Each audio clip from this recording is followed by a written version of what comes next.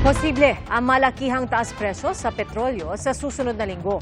Ayon sa Oil Industry Management Bureau ng Department of Energy, hanggang 2 piso at 60 sentimo ang posibleng taas presyo kada litro ng diesel.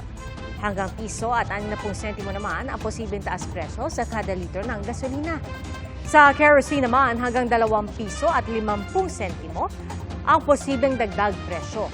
Batay po yan sa 4 na araw na trading. At kabilang sa nakikitang dahilan ng taas presyo, ang pagpapatupad ng bagong sanctions ng Amerika at United Kingdom sa langis mula Russia na isa sa pinakamalaking oil producer sa mundo. Mga kapuso, maging una sa saksi. Mag-subscribe sa GMA Integrated News sa YouTube para sa iba't ibang balita.